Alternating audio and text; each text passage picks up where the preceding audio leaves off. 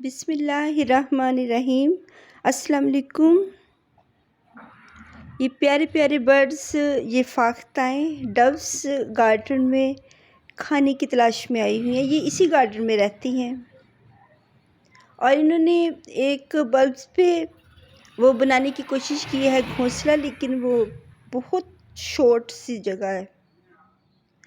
यही बर्ड्स होते हैं जो हमारे गार्डन में पोलिनेशन का काम करते हैं और ये इधर से ही जो सीड्स गिरते हैं प्लांट्स में से वो ही ये खाते पीते हैं।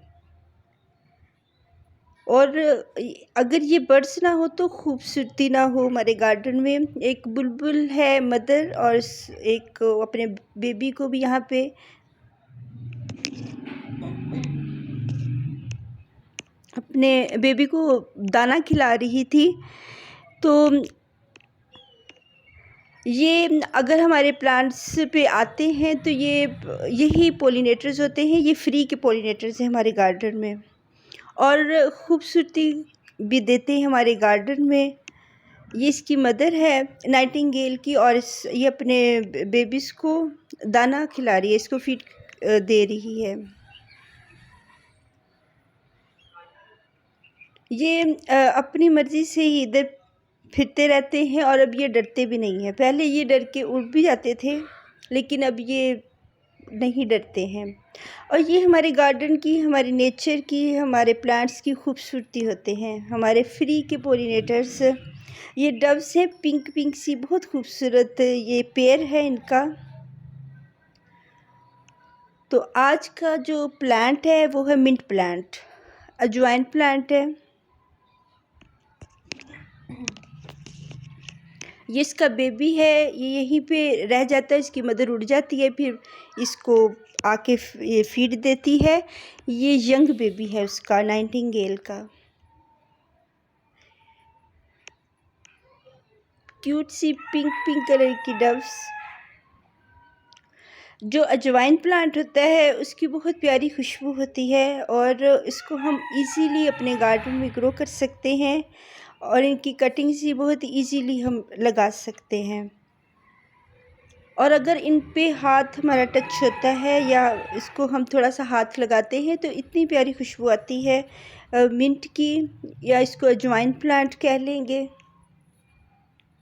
इसकी 2 मंथ पहले बहुत गर्मी में इसकी कटिंग्स लगाई थी और ये अब बहुत अच्छे तरीके से चल गई हैं। इसका मैंने एक्सपेरिमेंट किया था कि ये बहुत गर्मी में चल सकती हैं और ये धूप में भी चली हैं। इनको मैंने शेड में भी नहीं था रखा।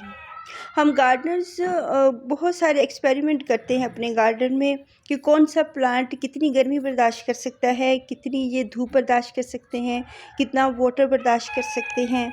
और ये मिंट प्लांट, इसमें अगर वाटरिंग ज़्यादा भी हो जाए तभी ये बर्दाश्त कर लेता है एक हद तक, लेकिन अगर हर वक्त इसका वेट रहेगा इसकी सॉइल तो फिर ये नहीं बर्दाश्त कर सकता। लेकिन ये कर लेता है, ड्राई सॉइल भी बर्दाश्त कर लेता है और वेट भी बर्दाश्त कर लेता है, ओवर वाटरिंग भी ये किसी हद तक बर्दाश्त कर लेता है।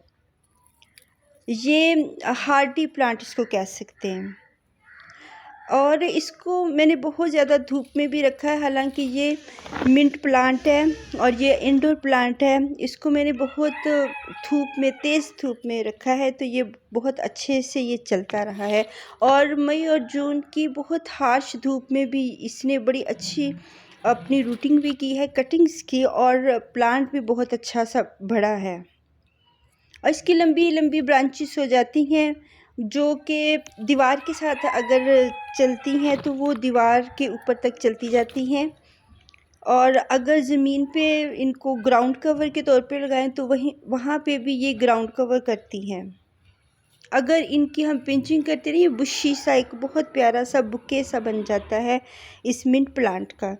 और खुशबू तो माशाल्लाह इतनी होती है, बहुत ज़्यादा इसकी खुशबू होती है। इसकी किसी भी, इसको सॉइल में लगा लेंगे और कहीं भी किसी भी पॉट में। ये एक बोतल काटी हुई है ऑयल की, तो उसमें मैंने इसको लगाया है। सिर्फ वेस्ट उसका गार्डन का, कोई मिट्टी नहीं, कुछ भी नहीं।